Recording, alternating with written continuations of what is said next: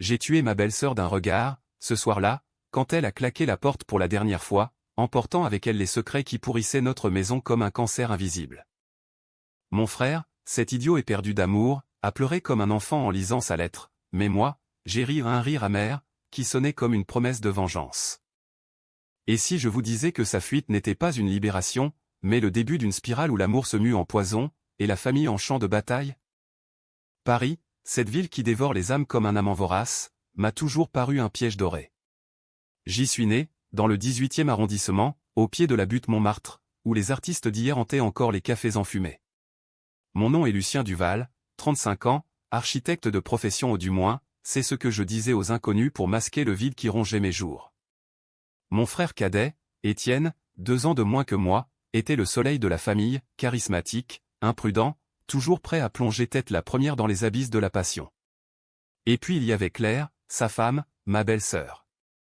Claire Moreau ou du moins, c'est le nom qu'elle portait quand elle est entrée dans nos vies comme une tempête printanière.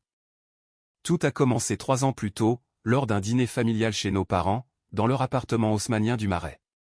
Maman, avec ses perles impeccables et son sourire figé comme un tableau de maître, avait insisté pour que nous venions tous. Papa, retraité de la banque, sirotait son cognac en observant le monde avec cet air de supériorité qui le rendait insupportable.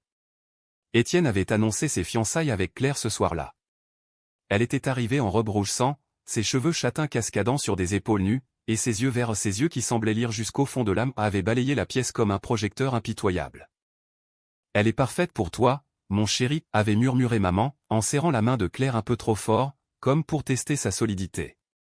Moi, je l'avais observée en silence, depuis l'autre bout de la table.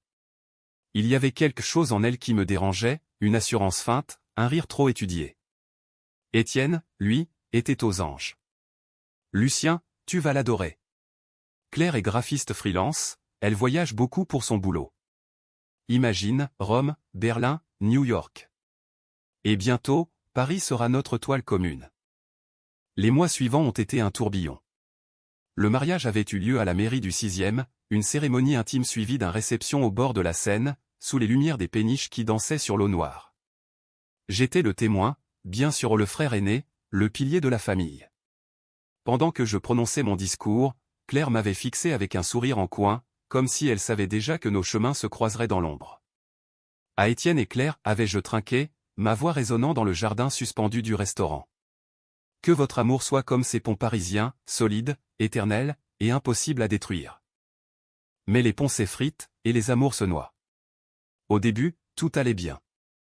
Claire s'intégrait parfaitement, dîners improvisés chez nous, où elle cuisinait des plats provençaux hérités de sa grand-mère ratatouille relevée au thym, daube de bœuf qui embaumaient l'appartement d'Étienne dans le 11e. Étienne travaillait comme ingénieur chez une start-up tech, rentrant tard avec des idées folles pour des apps qui révolutionneraient le quotidien. Claire, elle, passait ses journées dans son atelier du canal Saint-Martin, entourée de toiles vierges et de logiciels de design. Il semblait heureux, insouciant, comme ces couples qu'on voit enlacés sur les bancs des Tuileries.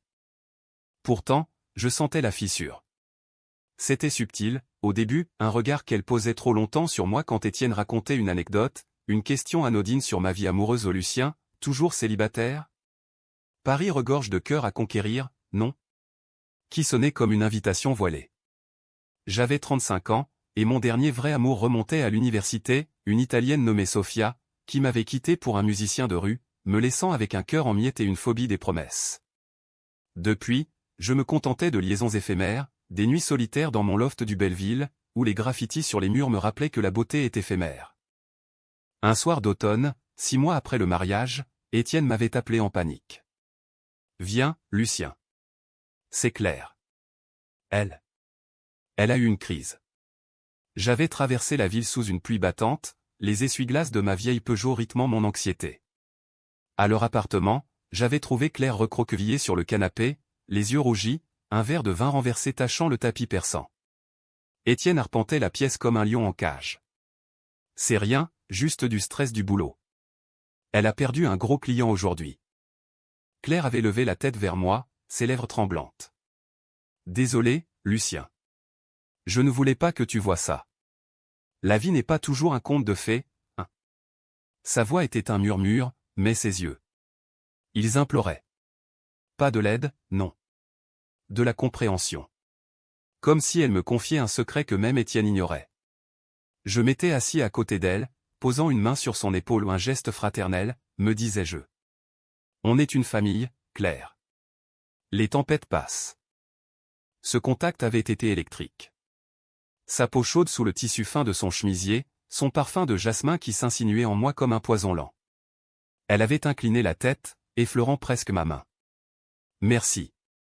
Tu es le seul qui comprend vraiment. Étienne, inconscient, avait apporté du thé, et la soirée s'était terminée sur des rires forcés. Mais ce soir-là, en rentrant chez moi, j'avais senti le premier craquement, le désir, ce monstre tapis, s'éveillait. Les semaines suivantes, les occasions se multipliaient. Étienne, absorbé par un projet à Lyon, me demandait de veiller sur Claire pendant ses absences. Des dîners à trois qui tournaient en tête-à-tête, un verre de chardonnay au comptoir général, où les lumières tamisées du canal nous enveloppaient d'une intimité interdite. Claire parlait de son enfance à Marseille, de son père pêcheur qui l'avait abandonné à 12 ans, de sa mère qui s'était remariée avec un homme violent. J'ai appris à survivre seul, Lucien. À ne faire confiance à personne. Ces mots étaient des flèches, et je les encaissais, fasciné par cette vulnérabilité qu'elle dosait comme une experte. Un soir, après un vernissage dans une galerie du Marais, nous avions marché jusqu'à Notre-Dame. La cathédrale se dressait, silhouette gothique sous la lune, ses gargouilles veillant sur les secrets des mortels. Claire s'était arrêtée, posant sa main sur mon bras. « Et toi, Lucien ? Qu'est-ce qui te retient ? Pourquoi tu te caches derrière tes plans d'architecture, comme si construire des murs pouvait protéger ton cœur ?» J'avais ri, mal à l'aise. Peut-être parce que les murs sont plus fiables que les gens. Elle s'était approchée, son souffle chaud contre mon oreille. Pas toujours. Ce fut le premier baiser. Pas un baiser passionné, non un effleurement, fugace, sous les arches sombres. Mais suffisant pour que le monde bascule. Je m'étais écarté, le cœur battant. On ne peut pas, Claire. C'est Étienne. Elle avait souri, ce sourire de sphinx.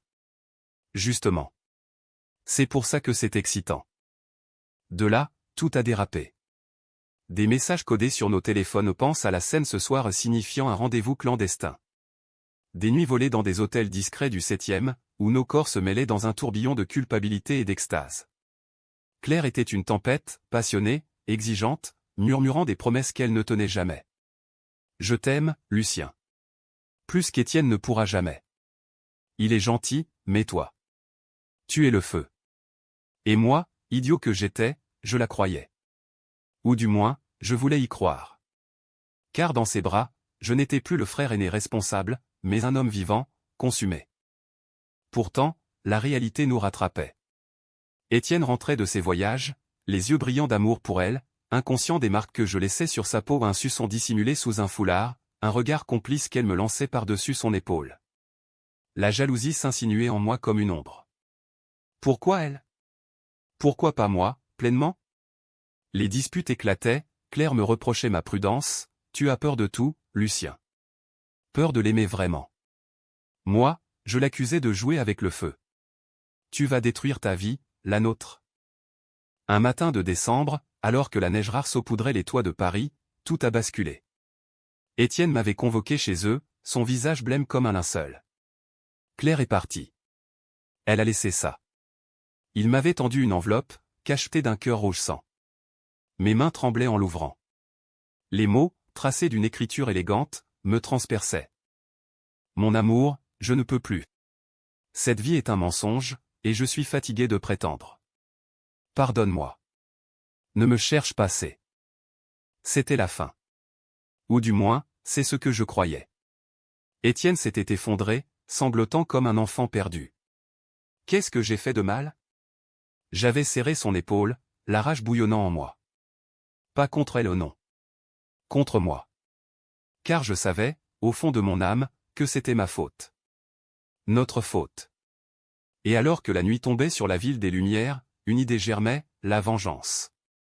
Pas une vengeance brute, non. Une vengeance froide, calculée, qui la ramènerait, brisée, à nos pieds. Les jours suivants furent un brouillard de deuil et de fureur.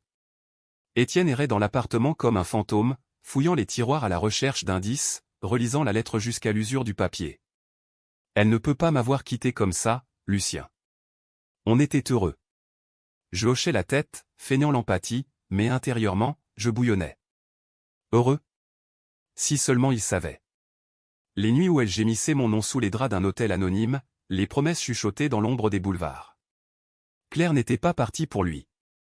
Elle était partie pour nous pour échapper au chaos qu'elle avait semé. Je décidai de prendre les rênes. On va la retrouver, Étienne. Ensemble. C'était un mensonge pieux, mais nécessaire. J'appelai un vieil ami, Marc, détective privé qui avait jadis travaillé pour la PJ. Un type trapu, au cigare éternel, qui opérait depuis un bureau encombré du 9e. Besoin d'un coup de main, Lucien? Une fugitive, hein? Ça sent le roman noir. Je lui envoyai une photo de Claire, prise lors d'un pique-nique à Versailles, elle riait, le vent dans les cheveux, un panier de fromage et de baguettes à ses pieds. Trouve-la. Discrètement. Pendant que Marc creusait, je me plongeais dans mes propres recherches. Son atelier au canal, fermé, un mot sur la porte fermée pour voyage. Son téléphone, direct to voicemail, une voix suave qui me narguait. Laisser un message après le bip. J'en laissais des dizaines, passant de la supplication à la menace. Claire, reviens. Ou je te traque jusqu'aux confins du monde. Pas de réponse. Ses comptes sociaux, effacés, comme si elle n'avait jamais existé. Seulement un profil fantôme sur Instagram, postant des photos anonymes de paysages flous, une plage de la Côte d'Azur, un café berlinois, une rue de Lisbonne. Elle voyageait, comme toujours, mais cette fois, seule. Étienne sombrait. Il prit un congé maladie, passa ses journées à boire du pastis pur, les yeux rivés sur des photos de deux, Claire en robe de mariée devant la tour Eiffel, Étienne la portant en riant sur la plage de Deauville. C'était réel, non? Dis-moi que c'était réel. Je le serrais dans mes bras, murmurant des consolations vides, mais mon esprit vagabondait. La vengeance prenait forme, pas la tuer au nom, ça serait trop facile. La ramener, l'humilier, la forcer à affronter le monstre qu'elle avait créé. Et si, au passage, je pouvais la reconquérir? Ce désir pervers me rongeait, un mélange de haine et de luxure. Marc appela une semaine plus tard. Bonne nouvelle, et mauvaise. Elle est à Marseille. Chez une vieille amie, une certaine Léa. Mais Lucien. Y a du louche. Elle a changé de nom. Passeport au nom de Claire Laurent. Et elle liquide tout, compte bancaire vidé, un billet pour l'Espagne demain. Marseille. La ville de son enfance, ce port grouillant de souvenirs amers. Je bouclai un sac, pris le TGV de nuit. Étienne insista pour venir, mais je l'en dissuadai. Reste ici. Je gère. En vérité, je ne voulais pas qu'il voie la bête en moi. Le train filait à travers la campagne provençale, les vignes défilant comme des veines sombres sous la lune. Je repensais à nos nuits volées, son corps arqué sous le mien, ses ongles griffant mon dos, ses gémissements étouffés contre l'oreiller. Plus fort, Lucien. Fais-moi oublier. Oublier quoi? Étienne? Sa vie? Ou le ville qui la hantait? À Marseille, l'air salin me frappa comme une gifle. La ville bruissait, le vieux port animé de pêcheurs criant leur prise, l'odeur de bouillabaisse et de pastis flottant dans l'air chaud. Léa habitait un immeuble délabré du Panier, le quartier labyrinthique aux murs ocres. Une femme d'une quarantaine d'années, tatouage fané sur les bras, m'ouvrit la porte avec suspicion. Claire? Elle est partie hier soir. Pour Barcelone, je crois. Elle avait l'air. Hantée. Hantée. Le mot résonna. Pourquoi? Qu'est-ce qu'elle t'a dit? Léa hésita, puis soupira. Des trucs sur une double vie. Un mari gentil mais étouffant, un amant qui la consumait. Elle disait que l'amour était une prison, et qu'elle devait s'évader avant de se noyer. Un amant. Moi. La rage remonta, acide. Je passai la nuit dans un hôtel miteux près de la Canebière, écoutant les sirènes des bateaux et les rires des prostituées sous ma fenêtre. Au matin, je pris un bus pour la frontière. Barcelone, la ville des passions espagnoles, Gaudí et les Ramblas. Claire y serait chez elle, dans cette effervescence latine qui contrastait avec la rigidité parisienne. Le bus cahotait sur les routes sinueuses, mon esprit bouillonnant de plans. La confronter? La kidnapper? Non. Mieux, l'attirer. J'envoyais un message anonyme depuis un burner phone, je sais où tu es. Reviens, ou Étienne saura tout. Silence. Puis, 2 heures plus tard, laisse-moi tranquille. Trop tard. À Barcelone, sous un soleil impitoyable, je la pistais via Marc, qui avait hacké ses transactions, un hôtel-boutique dans l'Exemple, payé en cash. Je m'y postais, déguisé en touriste lambda aux casquettes, lunettes de soleil. Elle sortit à midi, sac à dos sur l'épaule, cheveux teints en blond, mais je la reconnus à sa démarche, féline, assurée. Elle s'assit à une terrasse, commandant un café qu'on léchait, ses yeux scrutant la foule. Nos regards se croisèrent. Un instant figé. Puis elle se leva, fuyant dans la foule. Je la suivis, le cœur cognant. Les rues étroites du Barry gothique nous engloutirent, arches mauresques, boutiques d'artisanat, l'odeur de paella grillée. Elle accéléra, jetant des coups d'œil par-dessus son épaule. « Claire !»« Attends !» criai-je enfin, en français. Elle s'arrêta net, dos à moi, épaules raidies. Puis elle se tourna, le visage un masque de glace. « Lucien. Comment m'as-tu trouvé ? Ça n'a pas d'importance. » Pourquoi ? Ma voix tremblait, un mélange de colère et de désir refoulé. Elle rit, un rire amer. Pourquoi ? Parce que vous m'avez tous les deux tués à petit feu. Étienne avec son amour suffocant, toi avec ta possessivité maladive. Je ne suis pas un trophée. Je m'approchai, la plaquant contre un mur de pierre chaude. Tu nous as trahis. Tous les deux. Ses yeux verts flamboyèrent. Et toi ? Tes mains sur moi pendant qu'il dormait à côté ? Hypocrite. Le baiser qui suivit fut violent, un choc de dents et de larmes. Pas d'amour ou de la haine pure, canalisée en luxure. Nous finîmes dans sa chambre d'hôtel, corps emmêlés dans une danse destructrice. Je te hais, murmura-t-elle contre ma peau. Moi aussi, répondis-je, la mordant jusqu'au sang. Au matin, elle était partie à nouveau, laissant un mot, c'était la dernière fois. Laisse-moi renaître. Je rentrai à Paris brisé, mais déterminé. Étienne m'attendait, les yeux implorants. Des nouvelles ? Je mentis, rien. Mais je continue. Intérieurement, le plan se précisait, utiliser son passé contre elle. Marseille, son père disparu, sa mère. Il y avait des squelettes dans son placard. Et j'allais les déterrer. De retour à Paris, l'hiver s'était installé pour de bon, un froid mordant qui s'infiltrait dans les os, transformant la Seine en ruban d'acier sous les ponts gelés. Étienne avait maigri, ses joues creusées comme celles d'un moine ascète, et il passait ses nuits à composer des playlists mélancoliques Barbara, Piaf, des complaintes sur l'amour perdu. Écoute ça, Lucien. Ne me quitte pas. C'est nous. Je hochais la tête, mais mon esprit était ailleurs, sur Claire, sur cette nuit barcelonaise où nos corps s'étaient heurtés comme des vagues en tempête, laissant des ecchymoses visibles sur sa peau pâle. Je repris contact avec Marc, doublant ses honoraires pour qu'il fouille plus profond. Son passé, Marc. Tout. Il ricana au téléphone, son cigare crépitant en fond. T'es sûr, mon vieux ? Les fantômes, sa mort. 2 jours plus tard, un dossier numérique atterrit dans ma boîte, photo jaunie, article de presse numérisé, extrait de registre civil. Claire Moreau n'était pas celle qu'elle prétendait. Née Claire Laurent à Marseille en 1989, fille d'un pêcheur alcoolique, Henri Laurent, disparu en mer lors d'une tempête en 2001. Sa mère, Marie, s'était remariée avec un certain Raoul Dubois, un docker au poing lourd, condamné en 2005 pour violence conjugale.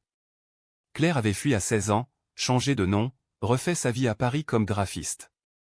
Mais il y avait plus, une plainte étouffée pour harcèlement en 2012, contre un ex-amant à un artiste nommé Thibault, qui s'était suicidé 6 mois plus tard. Coïncidence, notait Marc en post-scriptum. Ces révélations me consumaient. Pas de pitié ou de la fascination malsaine. Claire était une survivante, forgée dans le feu de l'abandon et de la brutalité. Ça expliquait son feu, sa fuite perpétuelle. Mais aussi sa trahison, elle collectionnait les cœurs comme des trophées, les brisant quand ils menaçaient de l'enchaîner. J'imaginais son enfance, les quais puants de Marseille, le cri des mouettes, son père rentrant ivre, sa mère pleurant dans la cuisine. À 16 ans, seul dans la capitale, apprenant à séduire pour survivre. Et maintenant, moi, le dernier pion dans son échiquier. Je décidai d'aller plus loin. Un voyage à Marseille, cette fois en solo, pour interroger les ombres. La mère, Marie, vivait toujours dans un HLM de la cité de la Valentine, un bloc gris sous le soleil impitoyable. Je sonnais, un bouquet de fleurs bon marché à la main, alibi pour un ami de Claire. Marie était une femme usée, cheveux gris noués en chignon, yeux bouffis par les ans et les regrets. Entrez, murmura-t-elle, sa voix rauque de cigarette. L'appartement puait le renfermer, photos jaunies sur les murs, une vierge en plâtre veillant sur le salon. Claire ? Ma fille. Elle ne donne plus de nouvelles depuis des mois. Ses mains tremblaient en servant le café. Je posais des questions anodines, puis glissais, elle parle souvent de son passé. De Raoul. Le nom la fit tressaillir. Ce salaud. Il la battait, vous savez ? Pas moi d'abord, elle. À coups de ceinture, pour la corriger. Elle a tenu 3 ans, puis elle s'est barrée. Bonne chose. Ses yeux s'embuèrent. Mais elle est comme son père, fuit au premier signe de tempête. Dites-lui. Dites-lui que je l'aime. Je partis avec un nœud à la gorge, mes armées, une photo d'enfance de Claire, maussade devant un bateau de pêche, et l'adresse d'une sœur illégitime, une demi-sœur nommée Sophie, vivant à Aix-en-Provence. Sophie était serveuse dans un bistrot provençal, une brune plantureuse qui ressemblait à Claire en plus rustique. Ma demi-sœur ? Ouais, elle appelait parfois. Dernièrement, elle paniquait, Sophie, j'ai merdé. J'ai 2 hommes sur les bras, et l'un d'eux me suit. Je serrai les dents. Lequel ? Elle haussa les épaules. Le frère, je crois. L'autre, c'est l'amant. Elle disait qu'il était dangereux, possessif. Dangereux. Moi. La route vers Paris fut un calvaire, autoroute A7, paysage de garrigues défilant comme des accusations. À mon retour, Étienne avait empiré, il avait tenté de se taillader les veines, un geste maladroit avec un cutter de bureau. Maman l'avait trouvé, pâle comme la mort, et m'avait appelé en larmes.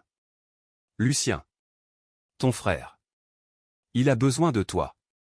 À l'hôpital Saint-Louis, il gisait sous les néons froids, perfusion goûtant comme des larmes. Désolé, frangin, murmura-t-il en me voyant. Je l'aimais tellement. Je m'assis à son chevet, la haine se muant en résolution. Claire paierait pour ça. Pas pour notre liaison ou pour avoir brisé Étienne, c'est innocent. Je contactai un avocat, un requin du barreau nommé Bertrand, pour explorer les options légales, bigame ? Non. Fraude ? Peut-être, si elle avait touché à l'héritage familial. Mais la vraie arme serait psychologique, la traquer, l'isoler, la forcer à craquer. Marc signala une trace, un retrait d'argent à Lisbonne. Portugal, encore. Elle fuyait vers le sud, comme un oiseau migrateur blessé. Je partis seul, laissant Étienne aux soins de maman. Lisbonne était un labyrinthe de faïences azuléjo et de tramways brinqueballants, l'air chargé d'océans et de fado mélancoliques. Elle logeait dans un appartement loué à Alfama, quartier des pêcheurs. Je l'attendis dans un café en contrebas, observant sa silhouette depuis la fenêtre. Elle était plus mince, les traits tirés, mais toujours cette grâce féline. Le soir, je frappai à sa porte. Ouvre, Claire. C'est fini, les jeux. Elle ouvrit, armée d'un couteau de cuisine, les yeux fous. Qu'est-ce que tu veux, Lucien ? Me tuer ? Je la désarmai d'un geste, la plaquant au sol. Non. Te ramener. Pour Étienne. Elle se débattit, crachant des insultes en français mêlés de portugais. Il est faible. Toi aussi. Vous m'avez piégé dans votre petite vie bourgeoise. Nous roulâmes sur le tapis usé, nos souffles haletants se mêlant. Encore ce désir maudit, mes lèvres sur les siennes, ses ongles dans ma chair. Je te déteste, halta-t-elle. Prouve-le, répondis-je, la prenant là, sur le sol froid, dans une union haineuse. Au matin, elle pleura.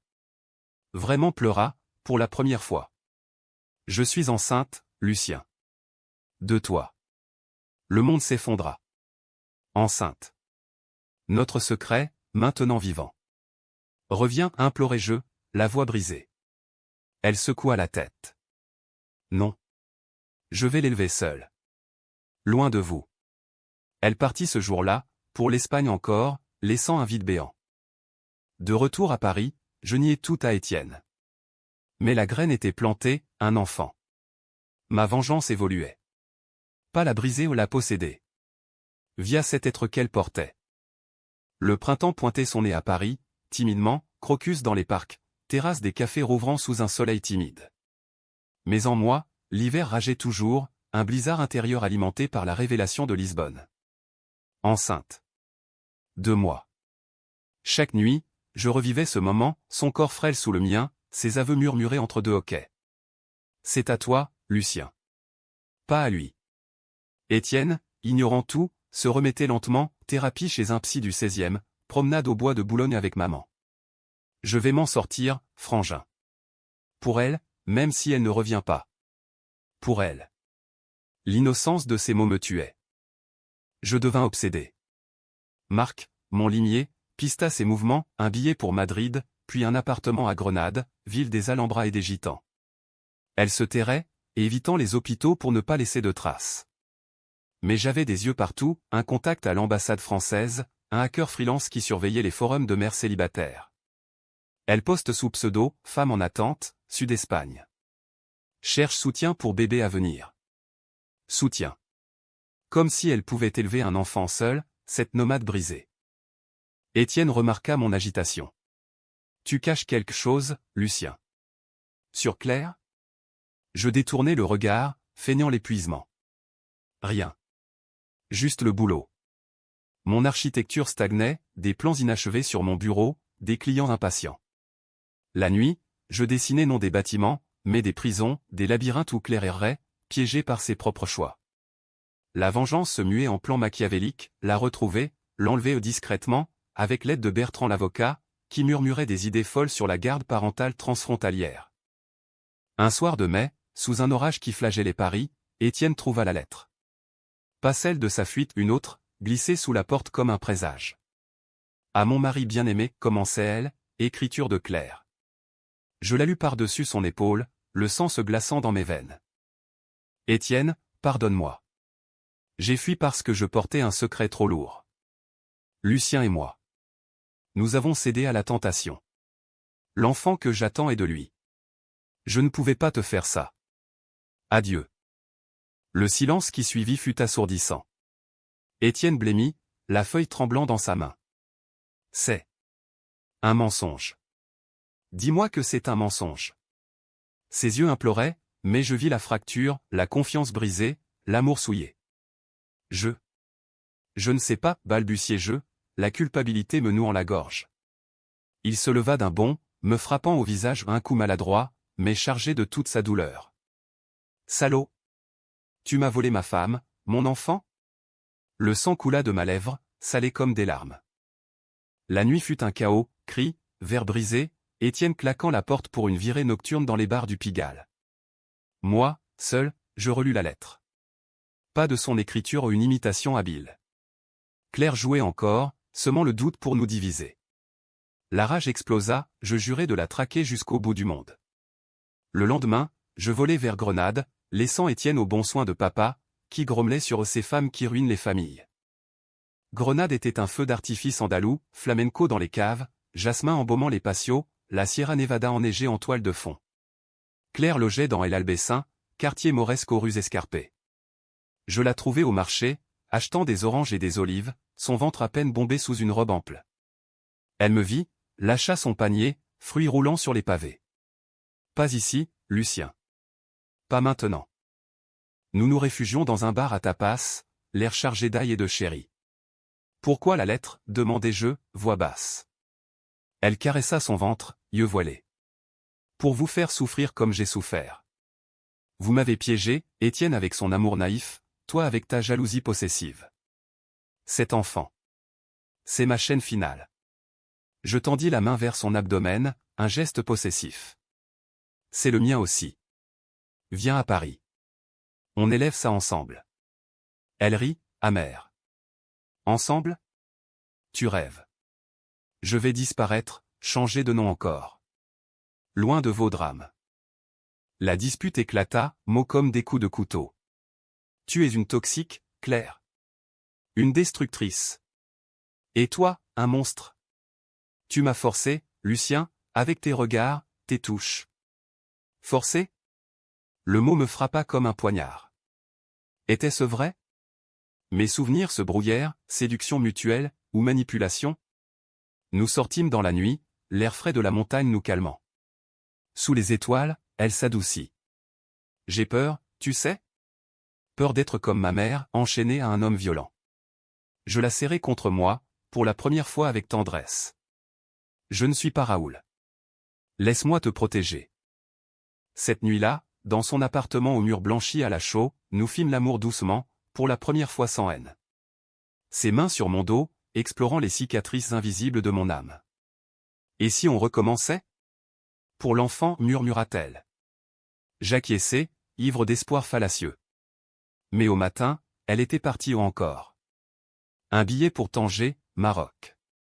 Son mot, désolé. C'est trop tard pour nous. La traque devint frénétique. Tanger, souk bruyant, médina labyrinthique, appel à la prière résonnant sur la mer. Je la trouvai dans un riad caché, entouré de coussins brodés, son ventre plus rond. Arrête, Lucien. Tu me tues. Mais cette fois, je ne partis pas seul. J'appelai des renforts, 2 types discrets de marque, pour la convaincre de rentrer. Pas de violence, juste une pression, montrer des photos d'Étienne à l'hôpital, la lettre falsifiée comme preuve de sa manipulation. Elle craqua, pleurant dans mes bras. D'accord. Pour l'enfant. Mais promets, pas de vengeance. Nous rentrâmes à Paris en avion, elle blottit contre moi, un pacte fragile scellé. Étienne nous attendait à l'aéroport, visage ravagé. La confrontation fut un ouragan, cris, accusations, larmes. Traître, hurla-t-il. Claire s'agenouilla, pardonne-moi. C'était une erreur. Mais ses yeux cherchaient les miens. Étienne partit, claquant la porte de la famille pour toujours. Seul avec elle, dans mon loft de Belleville, le piège se referma. L'enfant grandissait, mais la paix était illusoire. Claire murmurait des doutes la nuit, et si je fuis encore? Je la serrais plus fort, mon amour se muant en geôle. L'été enveloppa Paris d'une chaleur moite, transformant les rues en fours, bitume fondant sous les pneus, touristes suant sur les Champs-Élysées. Claire s'installa chez moi, un compromis forcé, mon loft spacieux, avec vue sur les toits de zinc, devint notre prison dorée. Elle dormait mal, se réveillant en sursaut, main sur le ventre rond désormais évident. Il bouge, murmurait-elle parfois, guidant ma paume sur la courbe de sa peau tendue. Ces moments étaient des îlots de paix, le bébé, ce petit inconnu, nous reliant dans un silence complice. Mais la tempête couvait. Étienne avait coupé les ponts, plus d'appels, plus de dîners familiaux. Maman, outrée, m'avait sommé de réparer ce désastre. Ton frère est en miettes, Lucien. À cause de toi et de cette catin. Ces mots, dits au téléphone d'une voix chevrotante, me blessèrent plus que je l'admettais. Papa, stoïque, se contenta d'un « Les Duval ne fuient pas affronte ». Affronter quoi? Le monstre en moi, qui savourait secrètement la victoire, Claire mienne, l'enfant mien, Étienne banni. Pourtant, la culpabilité rongeait. Je revoyais son visage à l'aéroport, pâle, brisé, ses yeux aussi semblables aux miens implorant une explication que je ne pouvais donner. Pourquoi, Lucien? Frère contre frère? J'avais haussé les épaules, feignant l'indifférence. C'est la vie, Étienne. Elle a choisi. Choisi. Mensonge. J'avais forcé le destin, avec mes traques, mes pressions. Claire le savait, ses regards en coin, accusateurs, quand elle croyait que je ne voyais pas. Elle tentait de se réinventer, reprise de son atelier, commande freelance pour des magazines madrilènes. Mais ses nuits étaient hantées, cauchemars de Marseille, de Raoul la frappant, de son père englouti par les vagues. Je rêve qu'il me noie, confiait-elle un soir, levée contre moi sur le canapé, un bol de glace à la pistache à la main, sa nouvelle faiblesse. Comme si l'océan me réclamait pour mes péchés. Je la berçais, murmurant des absurdités, c'est fini. Ici, à Paris, on est en sécurité. Sécurité. Ironie, j'étais son geôlier, verrouillant les portes par paranoïa, vérifiant son téléphone comme un amant jaloux. Marc, toujours en ligne, signalait des ombres, des messages d'Étienne à des amis communs, demandant des nouvelles. Il prépare quelque chose, grognatait-il. Quelque chose. La vengeance d'un frère trahi? Je renforçais les mesures, caméra à l'entrée, numéro bloqué. Claire s'en aperçut. Tu me surveilles? Comme Raoul? Sa voix, un sifflement. La dispute fut violente, assiette volante, mots comme des gifles. Je te protège, idiotie, hurlai-je. De quoi? De moi-même? Ou de ta culpabilité? Un après-midi doux, alors que la canicule nous clouait à l'intérieur, climatiseur ronronnant comme un chat apathétique, elle accoucha prématurément. Crise, sirène, hôpital Cochin, un tourbillon de panique. La petite Owie, une fille naquit en criant, minuscule paquet rose de 2,5 kilos. Appel à Élise, murmura Claire, épuisée, dans la chambre stérile. Élise Duval. Mon nom. Mon triomphe. Les premières semaines furent un enchantement trompeur, biberon à 3 heures du matin, couche qui fuyait, Claire rayonnante en allaitant sous la lumière tamisée de la chambre. Regarde là, Lucien. Nos yeux verts. Oui, ses yeux qui me narguaient déjà. Mais la fissure apparut vite, Claire dépérissait, ombre d'elle-même, refusant de sortir. J'ai peur qu'Étienne la prenne. Peur infondée? Peut-être pas. Un jour, en rentrant d'une course, je trouvai la porte entr'ouverte, Élise seule dans son berceau. Panique, Claire avait fui, emportant un sac, laissant un mot, je ne peux plus. Protège-la.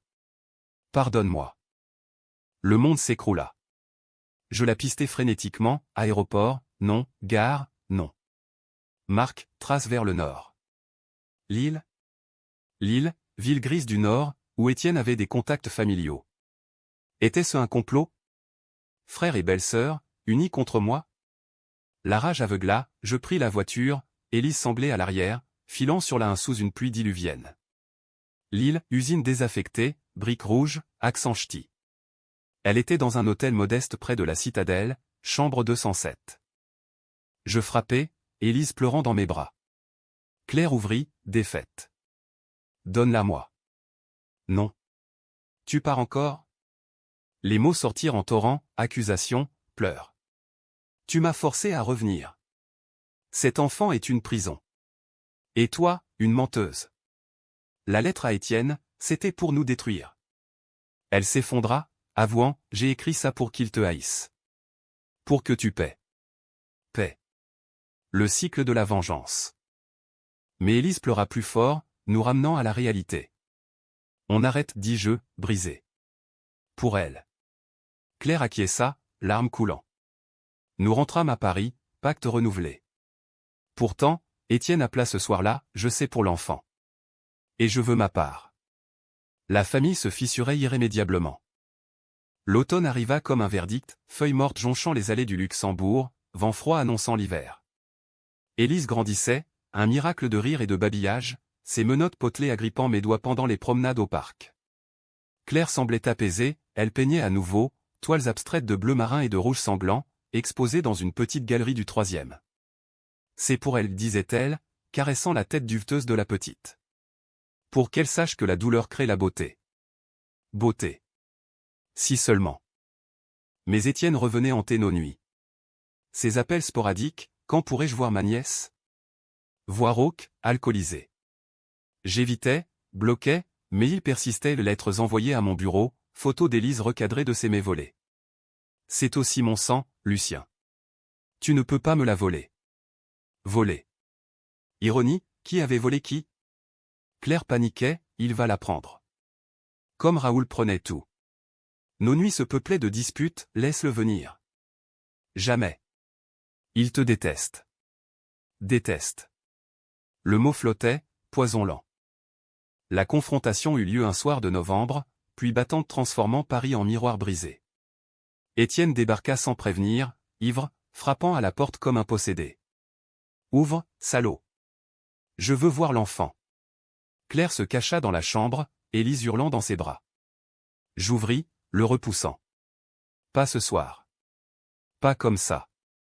Il me frappa un vrai coup cette fois, poing serré, me fendant la lèvre. Nous roulâmes au sol, frères en guerre, coups, griffures, cris étouffés pour ne pas réveiller le quartier. Claire surgit, Élise contre elle. Arrêtez. Pour l'amour de Dieu. Étienne se figea, voyant la petite pour la première fois. Ma nièce. Ses yeux s'embuèrent, la fureur cédant à la tendresse. Il s'approcha, main tremblante. Claire hésita, puis la lui tendit. Le moment fut suspendu, oncle et nièce, sang du sang, sous les néons crus du loft. Elle s'appelle Élise, murmura Claire. Comme grand-mère. Étienne pleura, un sanglot primal, berçant l'enfant comme un trésor fragile. Nous parlâmes des heures, whisky versé, confessions arrachées. Je t'ai haï, Lucien. Pour l'avoir volé. C'était mutuel, Étienne. Elle nous a tous piégés. Claire intervint, non. C'était moi. Ma peur, mes fuites. J'ai semé le chaos parce que j'avais peur d'aimer vraiment. Vérité nue, glaçante. Nous pardonnâmes ou du moins, feignîmes. Étienne promit de changer, sevrage, thérapie. Pour elle. Pour nous, la famille. Les mois suivants furent un fragile équilibre, dîner à 4-5 avec Élise chez maman, rire forcé masquant les cicatrices. Claire s'épanouissait, enceinte à nouveau. Non, rumeur infondée, mais son sourire authentique. Moi, je construisis enfin, un projet d'écoquartier à la Défense, lignes épurées symbolisant la reconstruction. Pourtant, la lettre originelle, celle de la fuite, réapparut un jour, dans un tiroir oublié. Je la relus, et compris, ce n'était pas une fin, mais un début.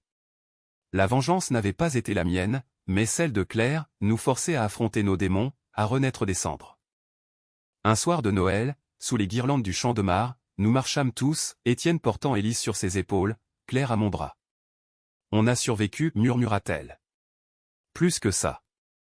On a gagné. Gagné. Contre quoi? Le vide, la trahison, nous-mêmes.